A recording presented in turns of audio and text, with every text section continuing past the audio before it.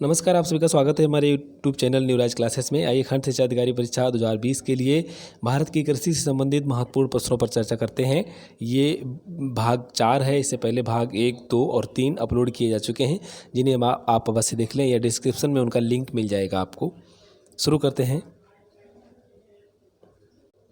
पहला प्रश्न है, निम्नलिखित में कौन सा एक जीव चावल की फसल के लिए जैव उर्वरक का कार्य कर सकता है? ऑप्शन दिए हुए हैं। पहला ऑप्शन रखा है नील हरित शैवाल, दूसरा है राइजोबियम एसपी, तीसरा ऑप्शन रखा है कवक मूल, चौथा है एजिटोबैक्टर। इसका जो सही आंसर है वो है ऑप्शन नंबर 1 यानी कि नील हरित शैवाल।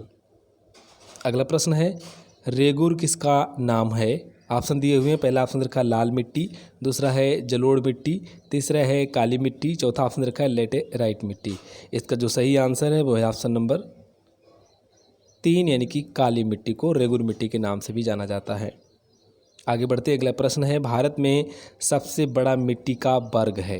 ऑप्शन दिए हुए हैं। पहला ऑप्शन रखा है लाल मिट्टी, दूसरा है काली मिट्टी, तीसरा है बलुई मिट्टी, चौथा ऑप्शन रखा है लेटेराइट मिट्टी। इसका जो सही आंसर है वो है ऑप्शन नंबर 1 यानी कि लाल मिट्टी का।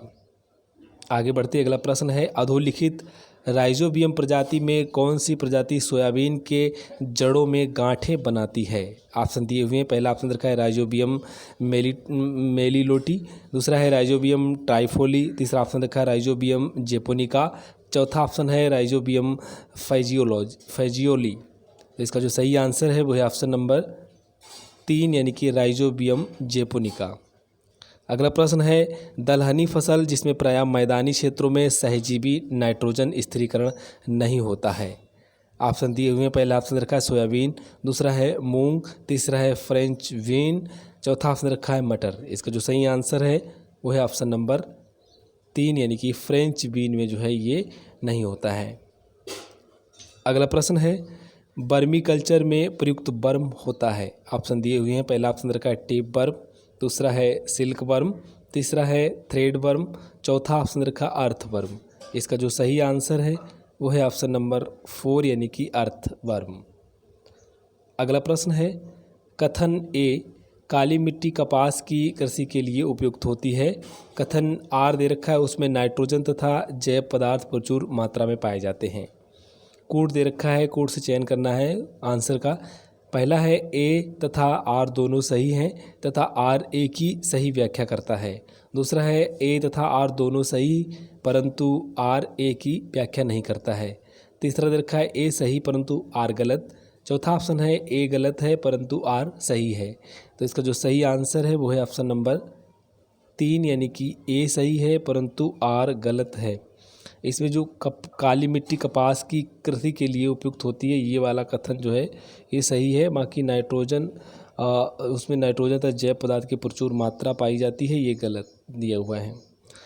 अगला प्रश्न है, किस मृदा को कम सिंचाई की आवश्यकता होती है क्योंकि वह मृदा नमी को रोक रखती है? ऑप्शन दिए हुए हैं। पहला ऑप्शन रखा है जलोढ़ मृदा, दूसरा है काली मृदा, तीसरा ऑप्शन रखा है लाल मृदा, चौथा ऑप्शन रखा है लेटेराइट मृदा। इसका जो सही आंसर है वो है ऑप्शन नंबर 1 यानी कि जलोढ़ मृदा। अगला प्रश्न है, निम्नलिखित में से कौन सा मृदा से संबंधित है? ऑप्शन दिए हुए हैं। पहला ऑप्शन रखा है इडेफिक, दूसरा है क्लाइमेटिक, तीसरा रखा है बायोटिक, चौथा ऑप्शन रखा है ग्राफी। इसका जो सही आंसर है वो है ऑप्शन नंबर 1 यानी कि इडेफिक। अगला प्रश्न है, निम्नलिखित हरी खाद वाली फसलों में से किसमें नाइट्रोजन की मात्रा सर्वाधिक पाई जाती है? ऑप्शन दिए हुए हैं। पहला ऑप्शन रखा है ढैंचा, दूसरा है सनई, तीसरा ऑप्शन रखा है बोड़ा यानी लोबिया, चौथा ऑप्शन है ग्वार। इसका जो सही आंसर है वो है ऑप्शन नंबर 3 यानी कि बोड़ा लोबिया। अगला प्रश्न है, भारत में ऑपरेशन फ्लड कार्यक्रम के जनक के रूप में किसे जाना जाता है? ऑप्शन दिए हुए हैं। पहला ऑप्शन रखा है डॉक्टर MS स्वामीनाथन, दूसरा है डॉक्टर SR पिरौदा, तीसरा है डॉक्टर वर्गीज कुरियन, चौथा ऑप्शन रखा है डॉक्टर सतीश धवन। इसका जो सही आंसर है वो है ऑप्शन नंबर 3 यानी कि डॉक्टर वर्गीज कुरियन। अगला प्रश्न है, जमुना पारी क्या है? ऑप्शन दिए हुए हैं। पहला ऑप्शन रखा है बकरी, दूसरा है भेड़, तीसरा ऑप्शन रखा है गाय, चौथा ऑप्शन है यूरोपीय भैंस। इसका जो सही आंसर है वो है ऑप्शन नंबर 1 यानी कि ये बकरी है, बकरी का नाम है। आगे बढ़ते अगला प्रश्न है, सुप्रसिद्ध अंगोरा ऊन किससे प्राप्त किया जाता है? ऑप्शन दिए हुए हैं। पहला ऑप्शन रखा है भेड़, दूसरा है बकरी, तीसरा खरगोश, चौथा ऑप्शन रखा है जंगली पशु। इसका जो सही आंसर है वो है ऑप्शन नंबर 3 यानी कि खरगोश से। अगला प्रश्न है, कुछ मछली उत्पादन में क्रमशः 4 शीर्ष राज्य कौन हैं? ऑप्शन दिए हुए हैं। पहला ऑप्शन रखा आंध्र प्रदेश, उसके बाद पश्चिम बंगाल, फिर गुजरात, फिर केरल। दूसरा ऑप्शन है पश्चिम बंगाल, आंध्र प्रदेश, महाराष्ट्र, फिर केरल। उसके बाद में तीसरा ऑप्शन रखा गुजरात, केरल, महाराष्ट्र, तमिलनाडु। चौथा ऑप्शन रखा केरल, तमिलनाडु, पश्चिम बंगाल, आंध्र प्रदेश। इसका जो सही आंसर है वो है ऑप्शन नंबर 1 यानी आंध्र प्रदेश, पश्चिम बंगाल, गुजरात, उसके बाद केरल। अगला प्रश्न है, विश्व में रेशम का प्रचलन सर्वप्रथम कहाँ माना जाता है? ऑप्शन दिए हुए हैं। पहला ऑप्शन रखा है भारत, दूसरा है चीन, तीसरा ऑप्शन रखा है USA, चौथा ऑप्शन है यूनान। इसका जो सही आंसर है वो है ऑप्शन नंबर 2 यानी कि चीन। अगला प्रश्न है, मधु में कौन सी शर्करा सर्वाधिक पाई जाती है?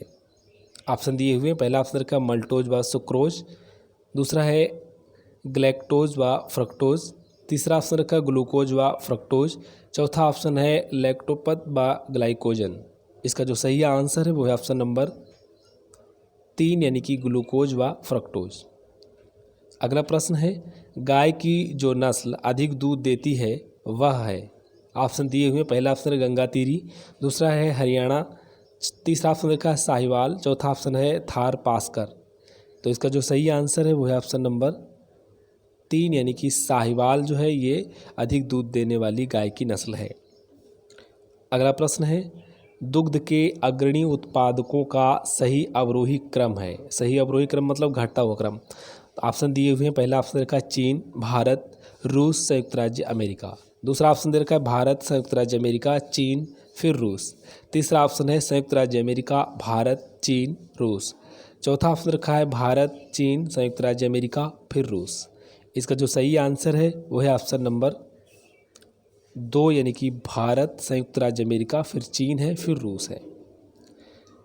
अगला प्रश्न है, विश्व के दुग्धोत्पादक देशों में भारत का कौन सा स्थान है? ऑप्शन दिए हुए। पहला ऑप्शन रखा है प्रथम, दूसरा है द्वितीय, तीसरा है तृतीय, चौथा ऑप्शन रखा है चतुर्थ। इसका जो सही आंसर है वो है ऑप्शन नंबर 1 यानी कि प्रथम। अगला प्रश्न है, भारतीय पशु चिकित्सा विज्ञान अनुसंधान संस्थान अवस्थित है? ऑप्शन दिए हुए हैं। पहला ऑप्शन रखा बरेली में, दूसरा है मथुरा में, तीसरा है करनाल में, चौथा ऑप्शन रखा पटना में। इसका जो सही आंसर है वो है ऑप्शन नंबर 1 यानी कि ये बरेली में स्थित है। अगला प्रश्न है और अंतिम प्रश्न है, आज में केवल 20 ही प्रश्न लेकर आए हैं। क्लोरोफिल की संरचना में कौन सा तत्व भाग लेता है? ऑप्शन दिए हुए हैं। पहला ऑप्शन रखा है मैग्नीशियम, दूसरा है आयरन, तीसरा दे रखा है कॉपर, चौथा ऑप्शन है बोरान। इसका जो सही आंसर है वो है ऑप्शन नंबर 1 यानी कि मैग्नीशियम। तो आज की वीडियो में इतना ही, धन्यवाद।